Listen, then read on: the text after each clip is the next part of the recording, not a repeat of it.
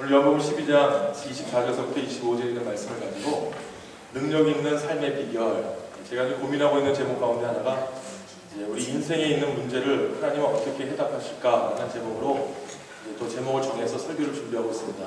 불안감이 쌓일 때, 좌절감이 쌓일 때, 눈물이 앞을 가릴 때, 애통함이 있을 때, 말 못할 속사정을 가지고 있을 때 하나님은 어떻게 할까? 뭐 이런 제목으로 말씀을 좀 생각해 보려고 지금 공부하고 있다가 먼저는 능력 있는 삶 한번 우리가 생각해 보자. 그래서 능력 있는 삶의 비결이라는 제목으로 말씀을 생각해 보려고 합니다. 우리들에게는 누구든지 능력 있는 삶을 살기를 바라는 마음이 많이 있습니다. 누구든지 인생을 살면 이왕 살 바에는 끌려가는 인생이 아니라 내가 끌고 가는, 주도하는 인생이 되고 싶고, 또 이왕 살아가고 있는 인생의 발자취라면 의미 있는 발자취가 되기를 원하는 마음은 많이 있습니다. 믿는 사람이건 믿지 않는 사람이건 간에 바람은 다 똑같을 텐데, 우리 주위를 돌아보면 굉장히 많은 사람이 그 능력을 얻기 위해서 노력을 많이 합니다. 어떤 사람은 학문적으로, 어떤 사람은 사업적으로, 어떤 사람은 건강함으로, 또 어떤 사람은 사회활동을 통해서 끊임없이 자신의 위신과 또 자신의 명예와 또 자신의 연세와 또 자신을 위해서 높이려고 그것이 능력 있는 인생이라고 생각하면서 달려나갑니다. 그리스도인도 이 세상을 살아가면서 능력 있는 삶을 산다는 것이 필요하지 않겠습니까? 성경에서는 능력 있게 사는 것에 대해서 나쁘게 이야기하지 않거든요. 사도 바울이 그의 고백 가운데 내게 능력 주시는 자 안에서 내가 모든 것을 할 수 있다. 이 말만 들어도 이미 그리스도인이라면 능력을 주시는 주체가 있고 능력을 받는 우리들의 결산이 있는 거 아니겠습니까? 내게 능력 주시는 자 예수 그리스도 안에서 내가 다른 사람이 아니에요. 내가 모든 것을 할 수 있습니다. 이런 고백만 해도 이미 능력 있는 사람 아니겠습니까? 하나님의 말씀을 보게 되면 이 땅에 능력 있는 삶을 살기 위해서 많은 약속의 구절들이 있지만 그 가운데 오늘 우리가 읽은 요한복음 12장 24절부터 25절이 모든 능력에 총 결집된 것이 아닐까 저는 생각해 봅니다. 왜냐하면 오늘 말씀에 내가 진실로 진실로 너희에게 이르노니 한 알의 밀이 땅에 떨어져 죽지 아니하면 한 알 그대로 있고 죽으면 많은 열매를 맺느니라. 자기 생명을 사랑하는 자는 잃어버릴 것이요 이 세상에서 자기의 생명을 미워하는 자는 영생하도록 보존하리라. 이 말씀이 있거든요. 하나의 미랄이 포커스이기도 하지만 그 뒤에 나오는 말 가운데 자기 생명을 사랑하는 자는 잃어버릴 것이며 세상에서 자기 생명을 미워하는 자는 영생하도록 보존하리라. 이 말씀이 내가 능력을 갖기 위해서 최선을 다하고 내가 능력을 얻기 위해서 획득하기 위해서 목표를 향해 달려갔는데 생명이면 무슨 능력이 필요하고 무슨 명예가 필요하고 무슨 권세가 필요합니까? 자기 생명을 사랑하는 자는 잃어버린다고 하시고 자기 생명을 미워하는 자는 영생하도록 보존한다. 자기를 부인하고 자기의 능력을 과신하는 것이 아니라 하나님 앞에서 우리가 하나의 미랄이 되면 능력이 있는 것이고 결과가 있는 것이고 축복이 있는 것이고 영원히 보존되는 말씀이다. 이거 아니겠습니까? 하나의 미랄, 헬라 말로는 코코스라고 하죠.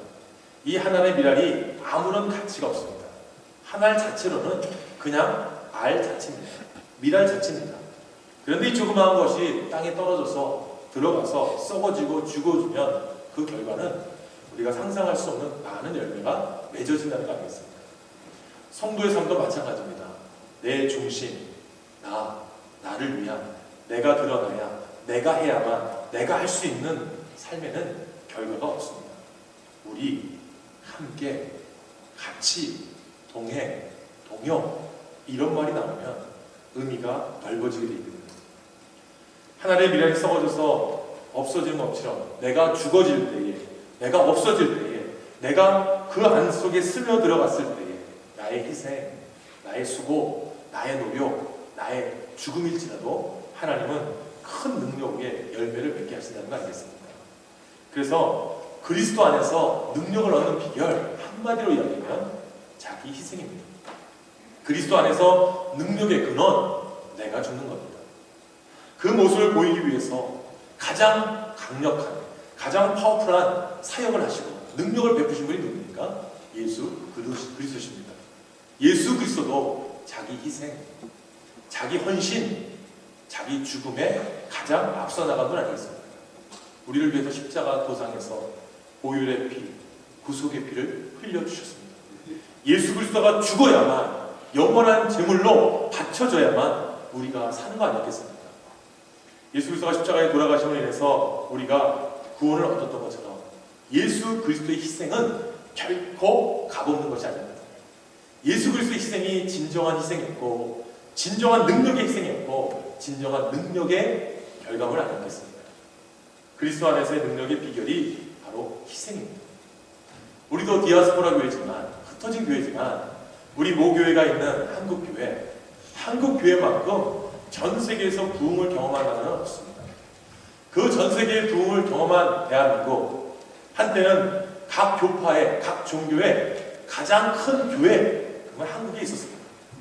그리고 가장 많은 사람들이 모이는 교회, 한국에 있었습니다.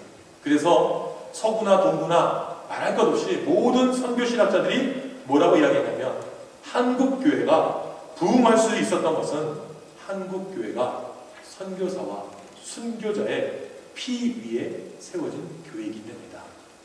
자기 희생, 자기 죽음, 이 하나 때문에 능력 있는 교회가 됐다. 이렇게 이야기합니다. 사랑하는 여러분, 그리스도 안에서 능력 얻는 비결은 희생입니다. 우리가 우리의 삶 속에서 그 무한하신 하나님의 능력을 얻기 위해서 어떤 희생을 해야 될까요? 또 우리의 희생의 모습이 어떠한 모습으로 드러나야 될까? 저는 가장 먼저 우리의 희생의 삶은 기도의 생활을 통한 희생의 삶이 있어야 된다는 것입니다. 여러분들 가운데 이렇게 생각하는 분이 있습니다. 기도가 왜 희생입니까? 기도에 당연히 성도의 본분인데, 이렇게 이야기하는 분이 계시지만 기도는요 어렵기 때문에 희생입니다. 여러분, 기도하는 거 쉽습니까? 기도하는 거 어렵습니다. 대표 기도하는 거 쉽습니까? 어렵습니다. 공공에 많은 사람들이 있는 곳에서 여러분 한번 기도해 주십시오 하면 어떻게 합니까? 이렇게 이야기하는 거 아닙니까? 다른 사람 시키라고. 나 아니라고. 사랑하는 여러분, 기도하는 생활은 쉽지가 않습니다. 기도는 정말 어렵습니다. 예수님을 영접하고 나서 말씀을 듣고 말씀을 하는 지혜는 이 세상에 풍만해졌거든요. 방송을 듣고 말씀을 듣고 뭐 CD, 뭐 테이프, 여러 가지 그런 모든 매체는 발달되어 있거든요. 텔레비만 틀어도요 여러 목사님들 주일 아침에 많이 나옵니다. 뭐 존 파이퍼도 나오시고요, 뭐 여러 가지 나오지 않습니까? 그걸 보면서 다양한 목사님들 또 주옥 같은 말씀들이 우리에게 넘쳐집니다.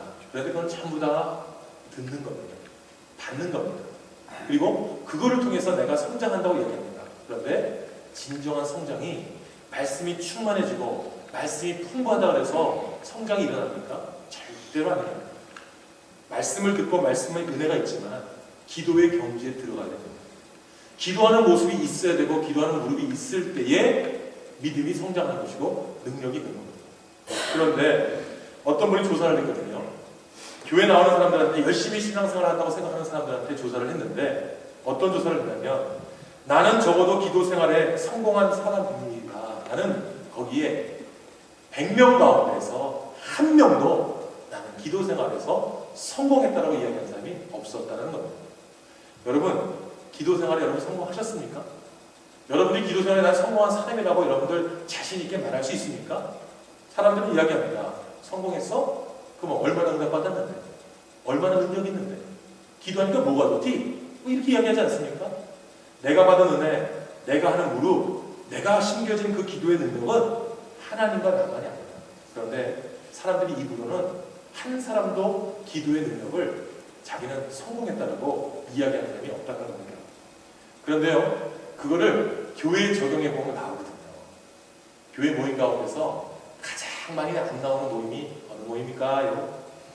기도 모임입니다. 수백 명이 모이고 수천 명이 모여도 새벽 예배에 가서 앉아서 기도하는 사람은 작습니다. 정말 믿음 있는 교회는요, 새벽 예배 1부, 2부, 3부, 4부 드리고요, 그거 부족해서 저녁에도 예배 드리고요, 그거 부족해서 특별기도 드리고요, 그걸 부족해서 여리고 기도대, 뭐 이런 기도대 만들어서 기도합니다. 왜요? 기도하니까 능력을 체험하거든요. 기도하니까 능력을 입어봤거든요. 기도하니까 결실이 달랐거든요. 그러니까 기도하는데 앞서 나가는데 그 기도에 희생이 있다는 겁니다. 사랑하는 여러분, 새벽 기도회가 왜 능력이 있는지 아십니까? 하나님이 나이가 많이 드셔서 아침잠이 없으셔가지고 새벽에 나와서 기도하는 사람들 기도 열심히 들어주시기 위해서 새벽 예배에 여러분 기도 능력이 넘치는 겁니까? 아니거든요. 새벽 예배 그러면 그 새벽 예배에는 희생이 있는 겁니다. 단잠이 있고 꿀잠이 있는데 그거 포기하고 나와 기도하는 겁니다.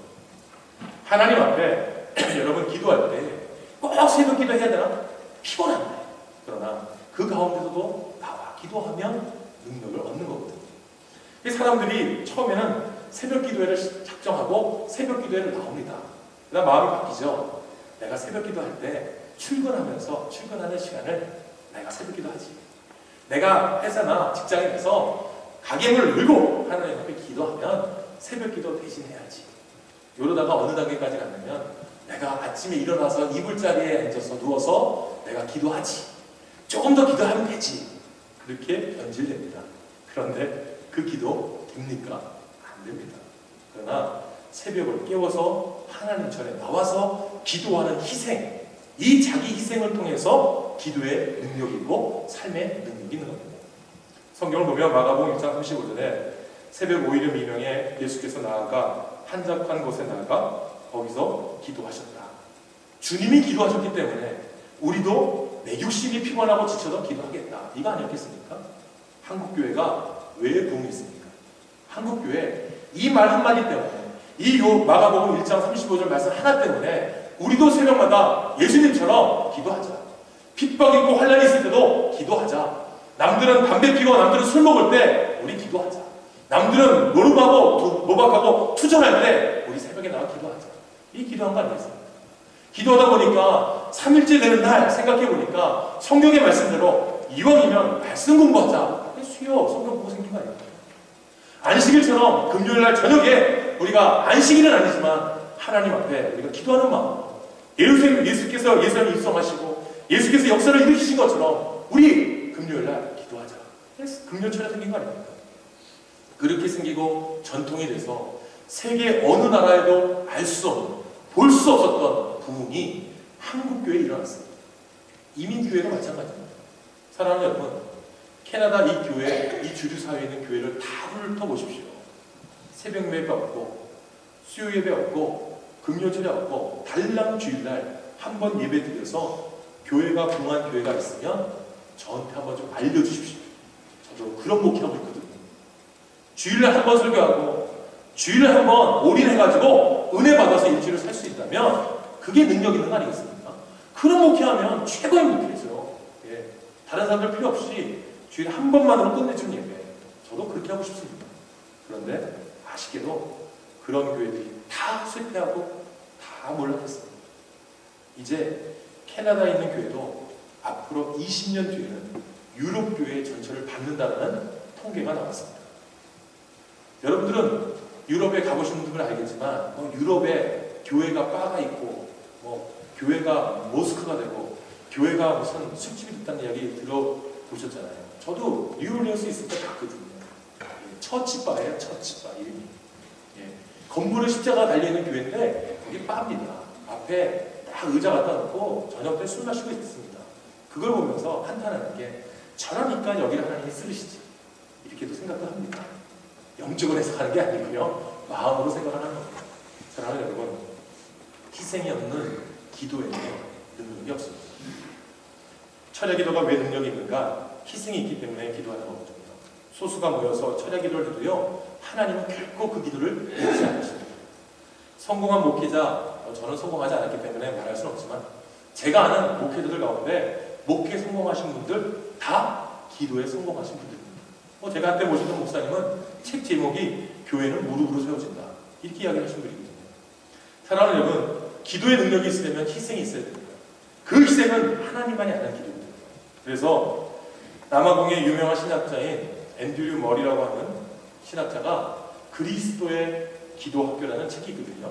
기도에 대한 4권의 책을 한 권에 묶은 책이 있는데 그 책에 뭐라고 써있냐면 기도가 완전히 성장하기 위해서는 금식이 있어야 한다.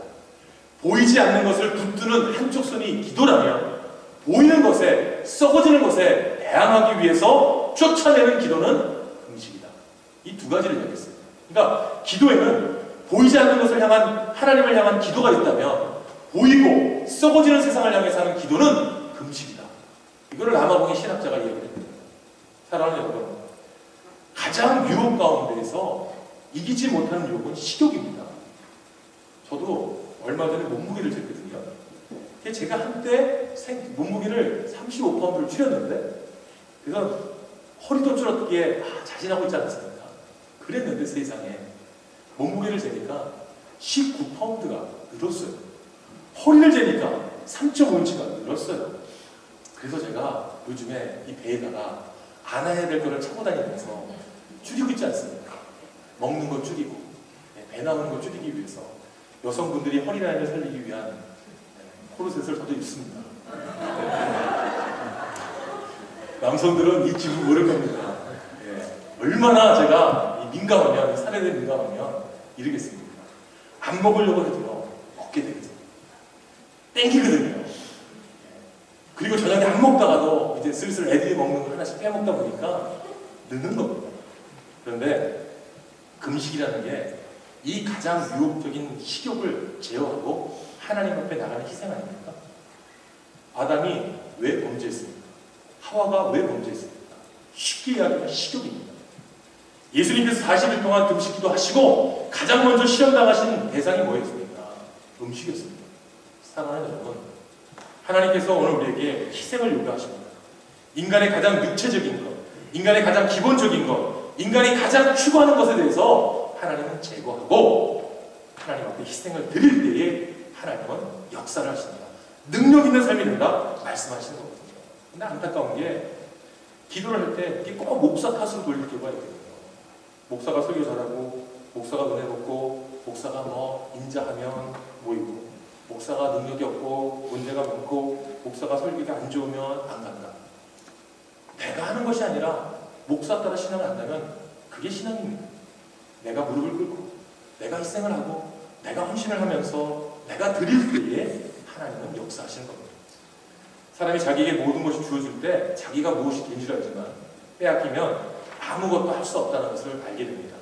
그럴 때 할 수 있는 것은 겸손히 하나님 앞에 무릎 꿇는 겁니다. 주님의 뜻을 구하는 겁니다. 주님의 말씀을 듣는 겁니다. 그런 희생과 노력이 있을 때에 하나님은 능력을 베풀어 주시는데 가장 큰 능력은 사람을 바꾸는 능력을 베풀어 주신 거 아니겠습니까? 우리가 성 어거스틴 하면 유명한 사람, 좋은 사람이 얘기하지만 성 어거스틴 뒤에는 눈물의 기도에 희생의 주체가 있었던 어머니 모니카의 기도가 있었습니다.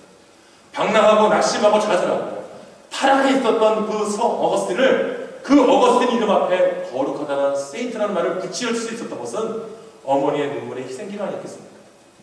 사랑하는 여러분, 우리가 하나님 앞에서 우리 자신을 드러내면서 드리는 기도는 하나님이 역사 안 하시지만 눈물 있고 희생이 있고 헌신 있는 기도를 통해서 하나님이 우리에게 기도하라고 할 때는 우리 가정도 변하고 이웃도 변하고 남편도 변하고 아내도 변하고 자식도 변하고 할 수 있는 것은 기도입니다. 이 기도가 살아있을 때에 모든 것이 이루어지지 않습니까? 그래서 예수님이 겟세마네 동산에서 땀방울이 핏방울이 되었던 그 기도했던 모습을 성경 신학자들은 뭐라고 얘기하냐면 이미 예수님의 사역은 겟세마네 동산에서 이미 이루어졌다. 이렇게 신학자들은 이야기합니다. 왜냐하면 십자가 산상 전에 이미 예수님의 그 희생, 그 수고에 대한 증거가 땀방울이 핏방울이 될 정도로 기도하셨다라는 그 이름으로, 그 말씀으로 끝났다는 겁니다. 사랑하는 여러분, 우리가 정말 능력 있는 삶이 되기를 원하신다면 이제 올 한 해가 가기 전에 여러분들이 능력 있는 삶을 살기 위해 기도에, 무릎에 희생을 한번 해보시기를 부탁드립니다. 희생 없는 기도는 내 시간이 남을 때나 내가 편할 때는 기도입니다. 희생하는 기도는 내가 어렵고 힘들지라도 하나님을 찾아 나오는 기도입니다. 사람이 바뀝니다. 세상이 바뀝니다. 교회가 바뀝니다. 그리고 만물이 바뀌는 것이 기도의 능력입니다. 두 번째는 성도의 삶에 능력이 있는 삶이 되기 위해서는 가정생활을 통한 희생이 있을지라도 하나님을 의지할 때에 능력이 나타난다는 겁니다. 이것도 뭐 가정을 또 희생하나 이게 아니죠. 하나님 말씀 보게 되면요, 사무엘을 볼 때 여러분 어떻습니까? 그 어머니가 이 사무엘을 하나님 앞에 드림을 통해서 귀한 선지자가 됩니다. 아브라함이 이삭을 하나님 앞에 드리겠다고 했던 그 모습도 나옵니다. 뭐 드리라고 하는가? 그게 아닙니다. 저는 두 가지를 말씀드리고 싶습니다. 먼저는 독신을 주장하시는 분들, 독신으로 삶을 살고 계시는 분들, 성경을 통해서 고린도전서 7장 32절에 너희가 염려 없기를 원하노라. 장가가지 않는 자는 주의 일을 염려하여 어찌하여야 주를 기쁘시게 할 거 하되 라는 이야기가 있습니다. 장가가지 말라는 게 아니고요, 결혼하지 말라는 게 아니고요, 결혼하지 않은 상태에 있는 사람들이 교회에 있지 않습니까? 사도 바울 시대도 있었거든요. 그때 사도 바울이 뭐라고 이야기했냐면 하나님의 뜻대로 독신하는 것이 너에게 맞는 것이라면 독신해라. 그러나 독신할지라도 하나님의 기쁨을 위해서 무엇을 할 것인지를 가장 먼저 생각하라는 마음으로 고린도서 7장 32절에 있는 말씀을 주신 겁니다. 뭐 결혼 안 하면 호랑이 냄새 푹푹 나고, 저도 혼자 있어봐서 알거든요. 아무리 향수를 뿌리고 아무리 방청소를 해도요, 남자가 혼자 있으면 냄새가 독특합니다. 그 냄새 별로 안 좋아요. 그런데 그 혼자 있을 때 내가 고독하다, 외롭다, 힘들다, 교회 생활에도 창피하다, 교회 가면 다 끼리끼리 모이는데 나는 뭐야? 이런 생각으로 신앙생활하면 됩니까? 아닙니다. 오히려 내가 혼자 있을 때 혼자 있음을 통해서 드러낼 수 있는 하나님의 능력이 있다면 드러내라는 겁니다. 부부가 매여 있어가지고 일을 못할 때는 혼자 있는 사람은 시간도 많고 능력도 있고 권세도 있으니까 해보라는 겁니다. 여유가 있으니까 해보라는 겁니다. 내가 희생하면 얻어진다는 거 아니겠습니까? 어떤 목사님이 이런 이야기 하더라고요. 카톨릭이 개신교가 붕하는 이유가 있다는 거예요. 카톨릭 신자들은 술도 먹고 담배도 피고 막 마음대로 살고 교제도 별로 없지만 이 신부님하고 수녀가 희생함을 통해서, 이 혼자 사는 걸 통해서, 독신하는 것을 통해서 그들의 수고 때문에 캐톨릭이 붕한다, 이렇게 이야기합니다. 근데 반대로 그러면 혼자 사는 스님은요? 저는 그게 묻고 싶습니다. 꼭 항상 이쪽을 이야기하면 반대도 생각해야 돼요. 사랑하는 여러분, 혼자 있을 때 그걸 가지고 외롭고 힘들다고 생각하는 것이 아니라 최선을 다해 노력해 가라는 모습이 오늘 있거든요. 그러면 결혼한 사람은 어떨까요?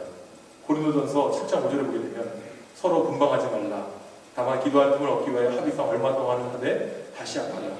이는 너희의 절제 못함을 인하여 사단으로 하여금 너희를 시험하지 못하게 하려 합니다. 저희 아버님이 부부싸움을 했을 때 여기 캐나다 몬타리오 토론토에 원로 목사님이신 안병환 목사님이 계시거든요. 그분이 저희 부모님이 싸움을 나서 이제 각방을 쓰시니까 딱 집에 오셔가지고 목사님, 성경 말씀에 부부는 분방하지 말라고 했습니다. 그러니까 우리 아버님이 뭐라고 이야기했냐면, 목사님 맞습니다. 성경 말씀대로 분방하지 말라고 했지만 저는 이 마음이 좀 강팍해져서 기도하느라고 분방하니까 이해하시고 목사님은 저랑 같이 주무시면 됩니다. 이렇게 얘기를 하더라고요. 근데 그게 무슨 말인가 모르다가 제가 생각해 보니까, 아하, 사람의 식욕도 중요하지만 정욕도 있지 않습니까? 이런 걸 제거하기 위해서 우리가 이야기할 때 부부는 같은 방을 써야 된다고 이야기하지만, 오늘 본문에는 기도할 틈을 얻기 위해서, 영적 생활을 위해서 정욕을 금할 때가 있지 않냐. 교회가 이 정욕 문제 때문에 얼마나 많이 넘어졌습니까? 얼마나 시험이 많이 졌습니까? 영적으로 무너지는데 가장 먼저가 식욕이고 그 다음이 정욕이 아니겠습니까? 사랑하는 여러분, 오늘 하나님께서 말씀을 통해 보게 되면 가정 희생하라는 말이 아니거든요. 가정의 희생이라는 것은 때로는 내가 기도 생활할 때, 때로는 내가 믿음 생활할 때, 내가 열심히 가정 생활을 한다고 하지만 세상 사람들이 원하는 경지에 이르지 못하는 어려움이 있습니다. 믿음 생활하는데 자식이 잘 안 될 때가 있잖아요. 내 사업이 잘 안 될 때가 있잖아요. 내 모습이 건강하지 못할 때가 있잖아요. 그럴 때 우리가 낙심하고 좌절해야 됩니까? 아니거든요. 그럴 때 세상에 있는 관점에서 벗어나서 영적으로 하나님 앞에 기도할 틈을 얻기 위해서 때로는 고독도 해보고, 때로는 기도하는데 가서 혼자 있어 보기도 하고, 때로는 산에 올라가서 기도할 때 시간을 내서 분방할지라도 내 영적 생활을 해보기 위해서 때로는 정욕도 눌러야 된다, 이 말씀 아니겠습니까? 거기에 때로는 가정이 희생될 때가 있습니다. 가정을 희생하는 것이 아니라, 여러분, 목회자 자녀 가운데 못되는 자녀들 많다 그러더라고요. 목사 자녀들 4명 중에 2명은 깡패 아니면 날라리가 된다고 그러거든요. 저도 돌아온 탕자같이 나가봤다가 들어온 그런 경험이 있잖아요. 그런데 여러분 생각해 보십시오. 왜 그렇습니까? 교인 성도들은 자기 자녀를 때려도 자기가 자식을 때린다고 이야기합니다. 목사가 때리면 어떻게 목사가 때리냐고 이야기합니다. 자기는 자신한테 욕합니다. 목사가 욕을 하면 어떻게 목사가 욕을 하냐.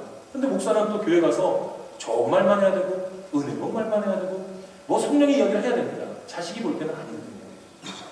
엄마한테 하는 거, 자기한테 하는 거, 교인들한테 하는 거, 아내한테 하는 거 틀리거든요. 그러니까 이간질이 생기는 겁니다. 저런 위선자, 저런 이중인격자, 저런 포커페이스, 이런 이야기를 하면서 교인들한테 가장 문제가 된 것은 자녀들한테 상처받는 거거든요. 저도 그렇게 경험을 받았거든요. 아버지가 궁에 나가서 뭐 많은 걸 가지고 오시죠. 한 주도 빠짐없이 나가셨죠. 그러니까 교회에서, 당회에서 목사님 이제 결정해 주십시오. 한 달에 한 번만 궁에 가십시오. 이렇게 가서 당회에서 결의를 했잖아요. 얼마나 나가서 했으면 인기가 최고죠. 방방 날았죠. 병도 고치셨죠.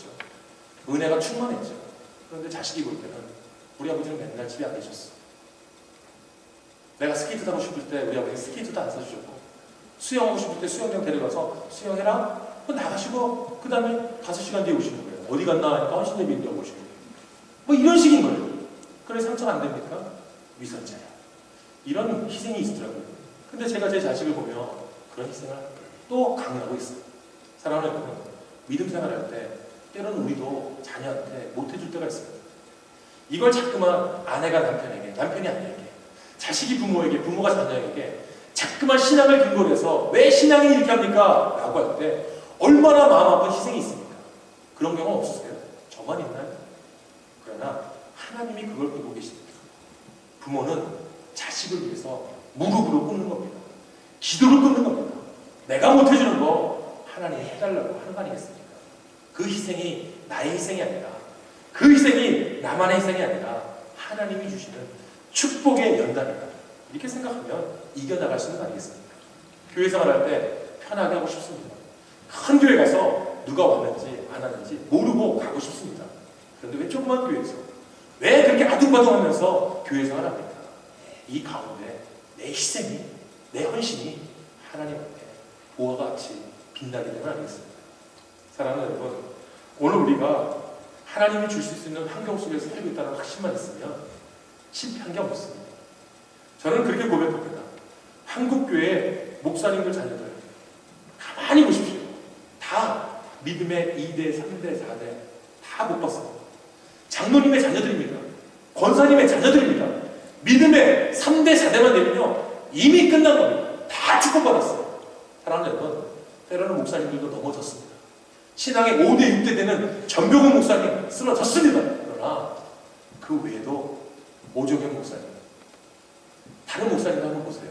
다 신앙의 3대, 4대에서 다 빛을 발했어요. 저는 신앙의 2대입니다. 저는 자식을 위해서 제가 기도하는 것밖에 없다고 생각합니다. 내가 못해줘도 쟤는, 제 후손은 반드시 잘 될 거야. 저는 아버지한테는 2대지만 어머니한테는 5대거든요. 그 어머니 기도가 저를 붙잡고 있거든요. 어머님이 저한테 기도하시면서 하시는 것이 이유한 목사. 제가 한국에 나갔다가 들어올 때마다 어머님이 제 가방을 열 때마다 깜짝깜짝 놀라는 게 뭐냐면 어머님이 저한테 봉투를 하나씩 꼭 넣어주세요. 훌륭한 목회자가 되세요. 선한 목자가 되세요. 믿음이 좋은 목사가 되세요. 새 돈으로 1,000불, 2,000불 넣어주세요. 그게 모으니까 지금 한 6,000불이 되더라고요.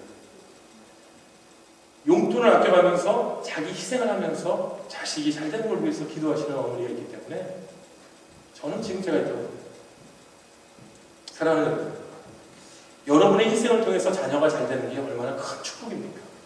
하나님 앞에 능력 있는 삶을 살기 위해서 여러분 자기 희생은 필요한 겁니다. 마지막 세 번째는 순교자의 삶을 사는 것이 능력의 삶이다.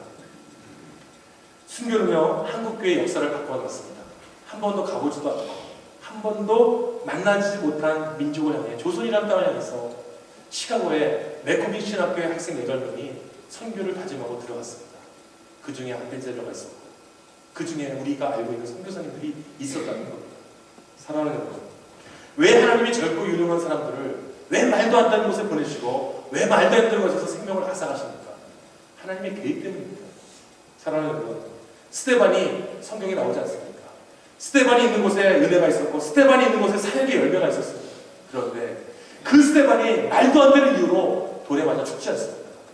왜 스데반을 하나님이 더 사용하지 않으시고, 왜 스데반을 하나님이 역사하지 않으시고, 왜 스데반을 하나님은 왜 하사하게 하셨을까? 그런데 그 자리에 누가 있었습니까? 사울이 있었습니다. 사랑하는 여러분, 한 사람이 죽어서 예루살렘 교회가 변화가 일어났는데, 이 사울이라는 사람이 바울이 되고 난 다음에 예루살렘 교회만 생각했던 이 예루살렘 교회가 이방 교회를 생각합니다. 세계 선교를 생각합니다. 사도 바울이 1차, 2차 계속해서 전도했던 이유는 자기가 받은 은혜가 예루살렘에 머물러 있으면 안 되는 겁니다. 이 자기 헌신이, 이 스데반의 순교가 결코 머물러 있어서 안 되겠다는 그 헌신 때문에 전 세계에 복음이 숨겨지고 오늘 우리가 복음을 듣고 하나님의 백성으로 서 있는 거 아니겠습니까? 사랑하는 여러분, 하나님은 역사를 바꾸시기 위해서 때로는 순교자를 세워주십니다.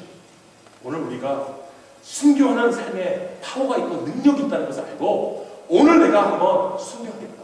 진짜 죽으란 얘기 아닙니다. 여러분, 일본 기독교 역사에 오따 줄리아라고 하는 사람이 있습니다. 오따 줄리아가 누군지 모든 사람이 아실 텐데요. 아주 오래된 사람입니다. 임진왜란 때 여러분 소서행장은 들으셨을 겁니다. 이 소서행장이 카톨릭 신자였거든요.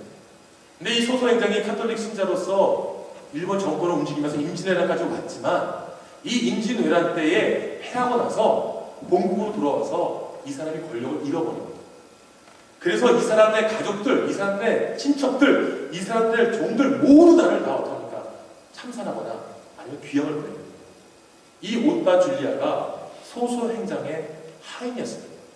근데 이 사람은 죽음을 면하고 이 사람은 먼 곳으로 귀양생을 갔는데 이 사람이 자기 귀양생활하는 모습을 보면서 신부님한테 편지를 보냈습니다. 신부님, 이렇게 고생을 하면서 목숨을 이어나가는 것이 귀양살인데 이것도 기독교에서 말하는 순교입니까? 그러니까 신부님이 뭐라고 대답을 했냐면 귀양살인은 그 순간에 단번에 죽는 순교는 아닙니다. 그러나 매일매일 죽어가는 긴 순교입니다. 이런 말을 하겠다는 겁니다. 사랑하는 여러분, 귀양살이, 타양살이 이민생활 어렵고 힘듭니다. 그러나 이것도 하나님이 허락하신 매일매일 죽어가는 긴 순교의 삶이라면 여러분 짊어져야 됩니까? 버려야 됩니까? 짊어져야 됩니다. 비록 내가 볼 때는 매일매일 죽어가는 긴 순교일지라도 하나님이 예비하신 축복의 연단이고 하나님이 예비하신 영광의 발판이고 하나님이 우리를 느끼시는 역사의 한순간에 우리를 사용하시는 길이라면 내가 힘들고 어려워도 내 믿음 지켜나가면서 살아나가는 헌신이 있으면 능력 있는 삶이 되지 않겠습니까? 여러분, 너무너무 안타까운 이야기가 어딜 가도 교회가 성공하면요 그때부터는 교회가 세상에 빠져서 물질, 명예, 평판 이것 때문에 교회가 썩어간다고 합니다. 그러나 교회나 성도나 매일매일 내가 죽어가는 순교자의 삶을 살겠습니다. 이런 헌신만 있으면 아픈 것도 외로운 것도 힘든 것도 고통도 여러분 짊어지는 거 아니겠습니까? 반드시 하나님이 축복해 주신다. 반드시 하나님께서 역사해 주신다. 반드시 하나님께서 좋은 열매를 나에게 주신다. 이런 목적으로 살아가야 되는 인생이 아니겠습니까? 중국의 모태통이 들어와서 기독교를 박해할 때 중국의 기독교인 수는 100만 명이었다고 합니다.